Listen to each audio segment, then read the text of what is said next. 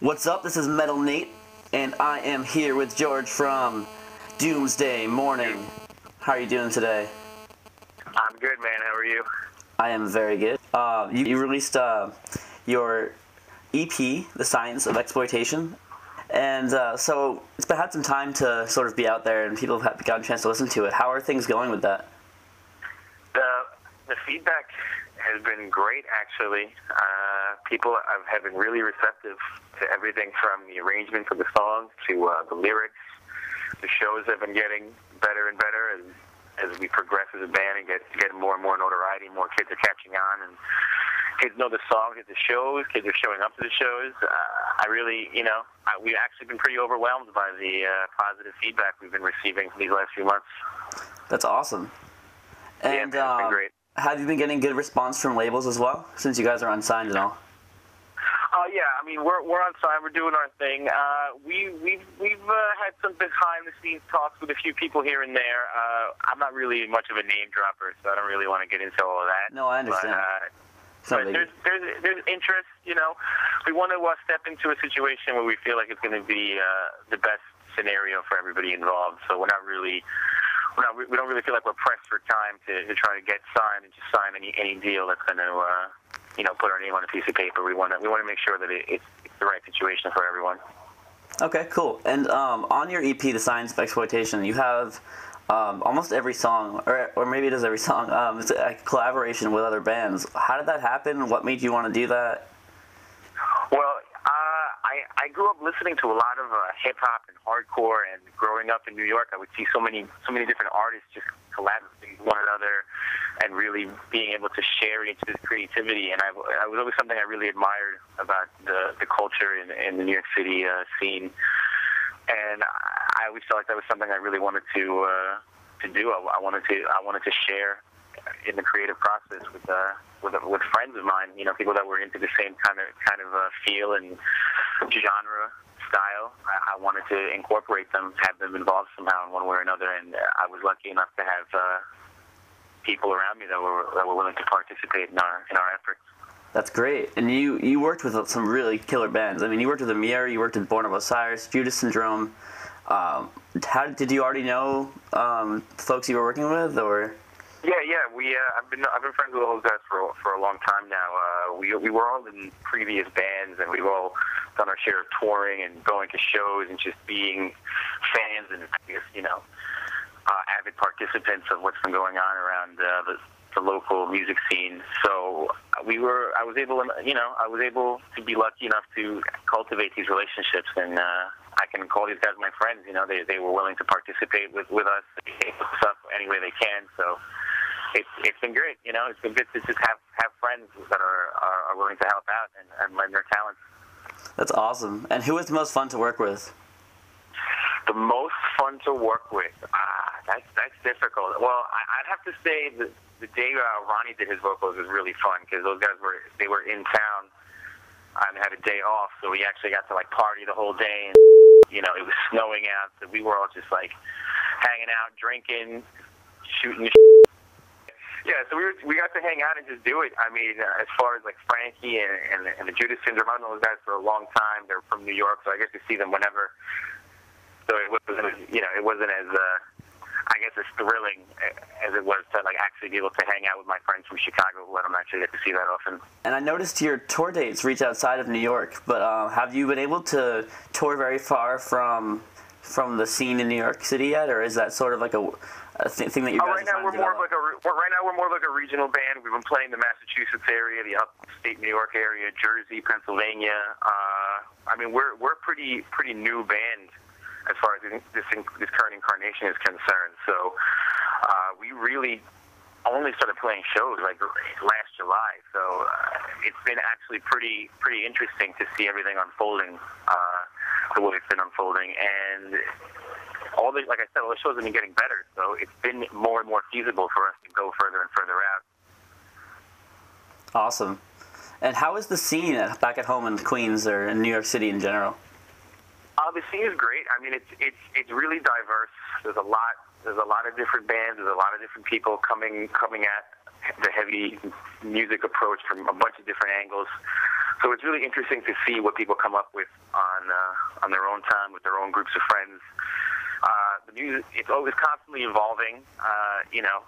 Everyone just has a different way of looking at what is heavy and how they want to interpret it. So it's in the sense of the diversity of it, it's really, really interesting.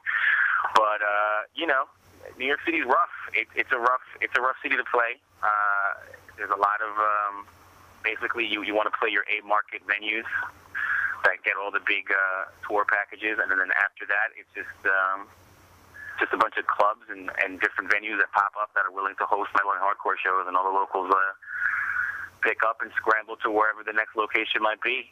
But all in all, it's good. There's a lot of camaraderie. Everyone looks after each other. It's fun.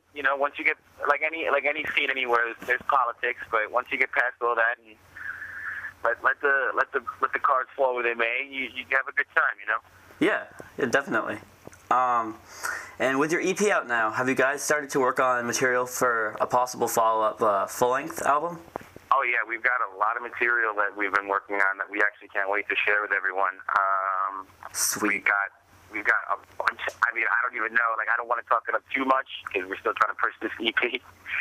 But we're really excited about everything we've been writing. There's definitely going to be a follow-up. We want to do a full length. So we'll see. We'll see how it unfolds in the next few months and see where we can take it.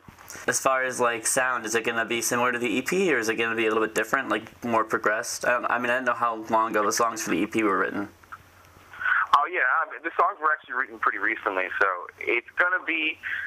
It's going to be a sound that people are going to be familiar with as far as the EP is concerned, but we're definitely pushing to be a little more on the faster side. We want to be a little.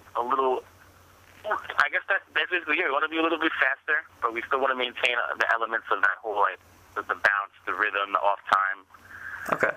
So we're basically just building on what we have right now and just trying to make a bigger monster than it is now, I guess. Fair enough. And your vocals, I was listening today, and I keep coming up with this. Your vocals remind me a lot of Chimera, and I was wondering. Oh, do they? Yeah, not in a bad way. I was just wondering, do you ever listen to them, or your scream is just a little similar? I actually was never into them. I never grew up listening to them. I mean, I've heard them obviously throughout the years. A lot of people that I know actually are big fans of Chimera, but personally, from my point of view, I just never. They were never anything I was influenced by, only because I never really became a fan. They're an awesome band. I'm not saying anything bad about them. Oh, no worry. When you're writing your lyrics, is that a band thing, or is that you just alone? And where do those come from? I mean, I write the lyrics. The lyrics basically come from just everything I see around me, everything I get to hear and experience. I try to incorporate that in my writing, and the band obviously has its say in how they want to be. They want me to construct the lyrics and construct the format of the song, but for the most part, they give me the liberty to kind of just run with any weird personal experience that I may have had, or any weird personal experience that someone else may have had, and I just kind of try to personalize it and put it and inject it into the songs. Cool. And as a vocalist, what bands? You said you listen to a lot of hip hop and hardcore, but what bands specifically would you cite as your personal influence? The bands. I grew up listening to so much stuff, man. But really off the top of my head, the artists that stick out, I'd have to say I grew up listening to Nas and Candiria. Grew up listening to Biggie and Wu-Tang. To even basic intro bands like Metallica. I grew up listening to All Out War, Fear Factory, Meshuggah, Blood Has Been Shed. I definitely heard some Meshuggah chugs, like the polyrhythmic chugs on the guitar and stuff, and it sounded really cool. Yeah. Thanks, man. I'm glad you picked up on that. A lot of people actually have, when we try to discuss our influences, and we tell some people oh, it's Meshuggah, they have no concept of who Meshuggah is or anything. So yeah, I mean, when we conceptualize how we wanted to write and what direction we wanted to take our music in, we kind of said, we were we want to be a really we want to be influenced by Meshuggah, but we really want to have that New York City kind of feel. Like, you can tell we're influenced by Meshuggah, but it's different, you know? Like, we have that New York approach, that New York bounce, that attitude. And I feel like it's reflected in everything from the riffing to the vocalization to the lyrics to the drum patterns. We're really excited about everything we've been able to accomplish. Awesome. Well, I mean, you guys have accomplished a lot in just a 1 6-song EP. I can't wait to hear the full length when that comes out eventually. Can't wait to get it out, man. We're excited. Do you have any guilty pleasures for bands that you listen to? Anything ridiculous that people might not suspect being in a heavy band like you are? Yeah, man. I don't even care. To me, as far as music is concerned, I have no guilty pleasures. I love everything, man.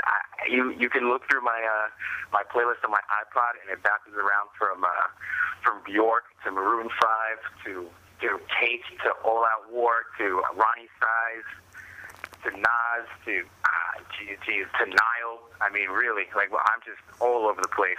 So, I think that says it right there, from Nas to Nile. I like that. that has a nice roll off the tongue to it. That does sound pretty cool. So where do you see Doomsday Mourning, ideally, 2 years from now?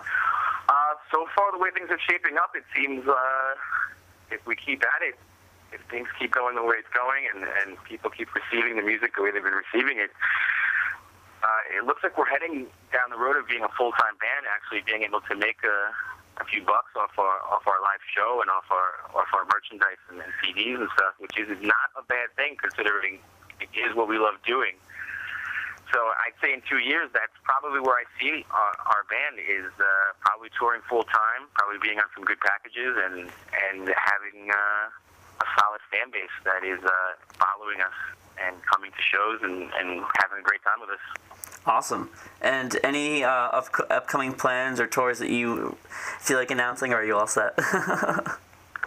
No, right now we have a bunch of shows that are booked that you can see on the Facebook and on the MySpace and all that. Anything else that's pending, I don't like to jump the gun. You know, people starting rumors and saying I said this and that. So whatever's cool. Up is what's up, and everything else it's coming, it's pending. I mean, we're getting show requests everywhere from Florida to California. So we're trying to get to everyone. It's just a matter of having it be a feasible situation for everyone involved, and once all that is squared away, we can just go ahead and get to where we need to get to.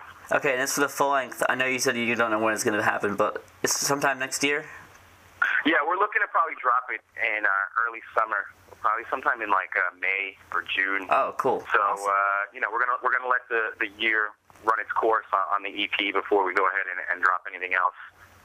Okay, fair enough. And once that time elapses, we will be ready to continue the onslaught, hopefully. Excellent. Well, I'll look forward to that then. Thank you very much for taking the time to do the interview today. No, thank you so much for taking the time to interview.